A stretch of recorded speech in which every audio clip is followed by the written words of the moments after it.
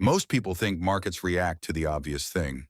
A war headline, a spike in oil, a sharp move in metals, something loud enough to make the front page. But that usually is not the part that matters most. What matters is what changes underneath the headline, while everyone is still looking at the headline itself. That is where the real repricing usually starts. Not when the story becomes popular, not when television starts repeating it every hour. Earlier than that, in the quieter stage, when the market is still trying to decide whether the move is temporary noise or the beginning of a tighter setup.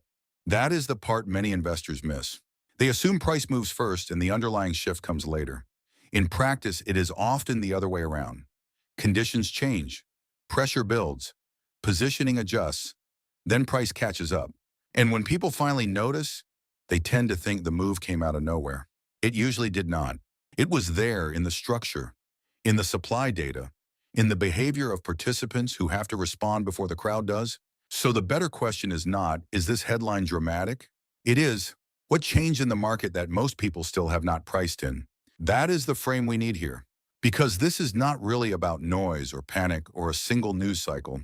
It is about whether the market is starting to signal a change that is bigger than the headline attached to it.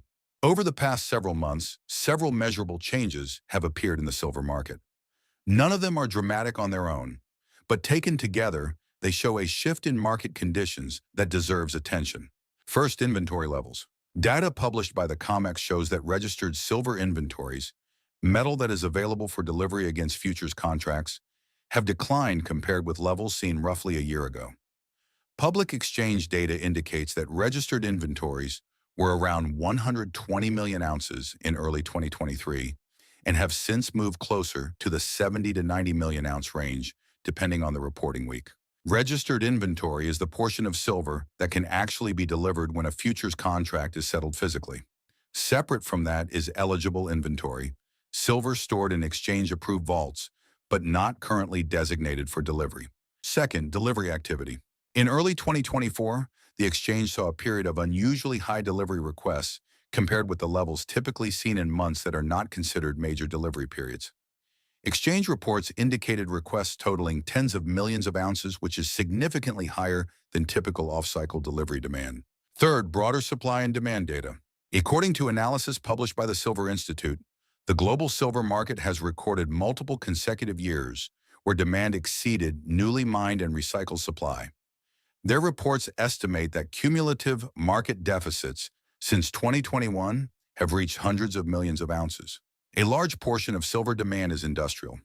Industry data indicates that roughly 50 to 60% of global silver consumption comes from industrial applications such as solar photovoltaic manufacturing, electronics and semiconductors, electric vehicles and battery systems, industrial components and specialized alloys. Fourth, macroeconomic developments. Energy prices have also moved higher during several recent geopolitical developments affecting the Middle East. Research commentary from Bank of America has noted that sustained increases in oil prices can contribute to higher inflation expectations, which may influence the timing of future interest rate policy decisions by the U.S. Federal Reserve. This is presented by the bank as a forecast scenario, not a confirmed outcome. Taken together, the facts are straightforward. Exchange inventories have declined from prior levels. Delivery requests have periodically increased. Industrial demand remains structurally significant. Macroeconomic conditions such as energy prices may influence inflation expectations. At this stage, these are observations from public data and institutional research. They describe what has happened, not what must happen next. At first glance, none of the data points we just discussed look extraordinary on their own.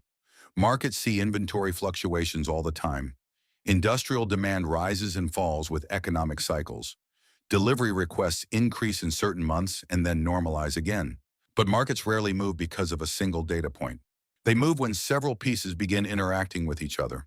To understand why the situation matters, it helps to think in terms of first-order and second-order effects.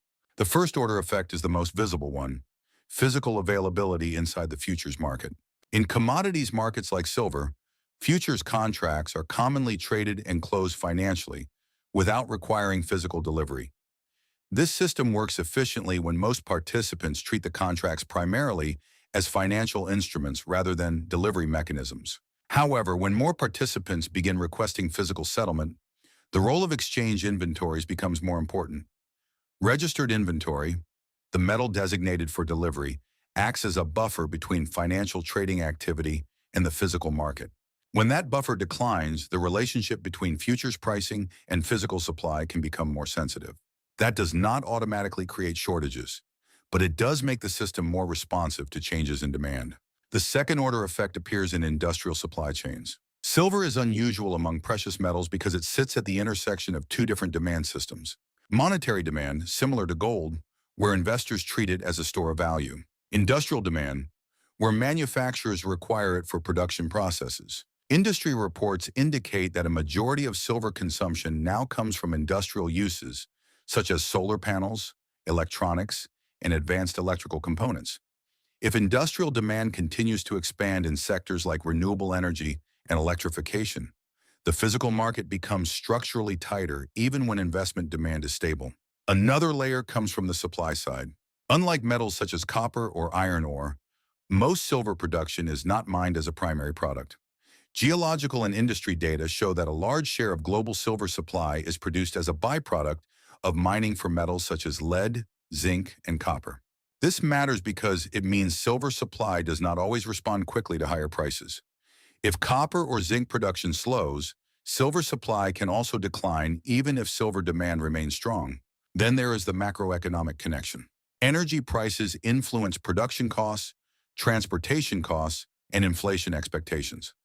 Research commentary from Bank of America has suggested that sustained higher oil prices could contribute to inflation persistence. This is a forecast scenario from analysts, not a confirmed outcome. If inflation expectations rise, central bank policy decisions, particularly those of the Federal Reserve, become a key variable for financial markets. Precious metals historically react to shifts in inflation expectations and interest rate policy, although the relationship is not perfectly consistent. When these elements combine, inventory trends, industrial demand, supply constraints, and macroeconomic conditions, the silver market becomes more sensitive to shifts in investor positioning. None of this guarantees a specific price direction. What it does suggest is that the silver market sits at a crossroads between physical supply dynamics and financial market behavior. That intersection is where many commodity trends begin. Markets rarely repeat themselves exactly, but they do rhyme often enough that looking backward can help reduce emotional reactions to current events. The silver market has experienced periods of intense attention before. Two episodes in particular are often referenced when discussing structural stress in the market: 2011 and 2021. The conditions surrounding those moments were very different from today, but examining them helps clarify what actually drives price moves in metals. The first episode occurred in 2010 to 2011. During that period, silver prices rose dramatically, eventually reaching roughly $49 per ounce in April 2011, according to historical price data from the London Bullion Market Association and other market sources. The run-up occurred during a period of aggressive monetary stimulus following the global financial crisis. The Federal Reserve had launched several rounds of quantitative easing aimed at stabilizing financial markets and supporting economic recovery. At the same time, investors were actively debating inflation risks and currency stability. Silver attracted attention partly because it tends to move more dramatically than gold when precious metals enter strong trends. However, the 2011 episode also illustrates how quickly sentiment can reverse. Within weeks of the peak, exchanges raised margin requirements on silver futures contracts, increasing the capital required to hold leveraged positions. Prices subsequently fell sharply.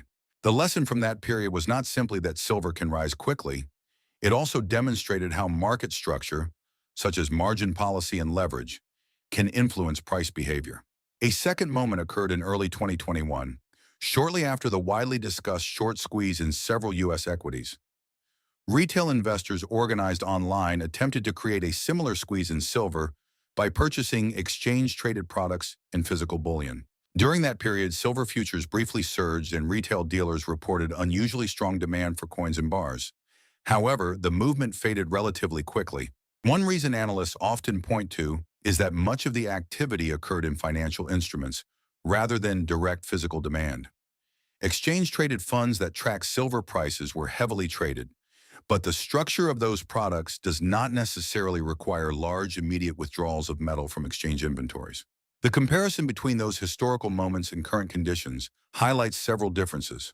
Today's silver market discussion is occurring alongside multiple years of reported supply deficits, according to research from the Silver Institute. At the same time, industrial demand related to solar energy and electrification technologies has become a larger component of overall consumption than it was a decade ago. That does not mean the outcome will mirror past price spikes. Historical context serves a different purpose. It reminds us that markets respond to structure, policy decisions, and participant behavior, not simply to headlines. Understanding those patterns helps investors evaluate present conditions without assuming that history must repeat itself.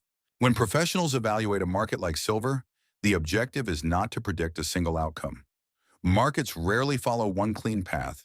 Instead, analysts usually work through a set of possible scenarios and consider what conditions would need to develop for each one. That approach forces discipline. It shifts the conversation away from certainty and toward probabilities. Below are three structured ways the current setup could evolve. A bull case.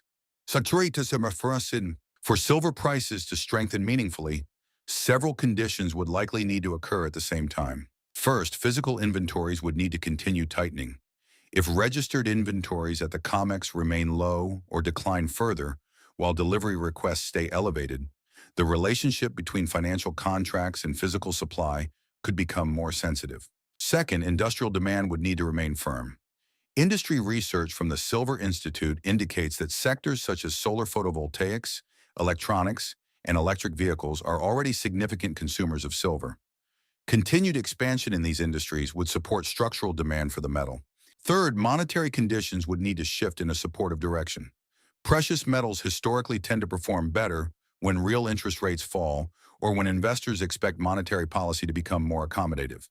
If inflation remains persistent while policy rates stabilize or decline, metals often attract additional investment interest.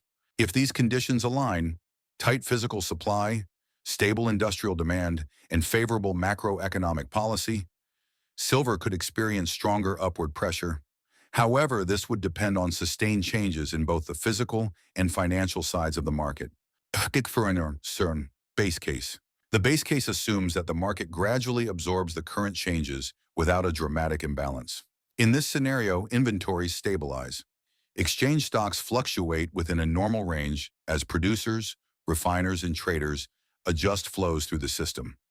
Delivery demand may remain higher than average for some time, but does not overwhelm the available supply. Industrial demand continues growing, but at a pace consistent with broader economic conditions. Global manufacturing activity, renewable energy installation rates, and technology production cycles all influence silver consumption. At the same time, monetary policy evolves gradually.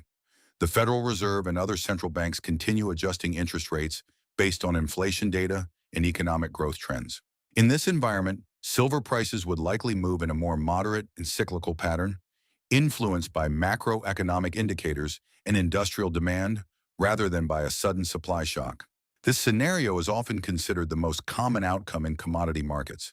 Structural changes occur slowly, and markets adjust incrementally rather than abruptly. Bear case. A weaker scenario would require a different set of developments. The most immediate factor would be demand softness in industrial sectors.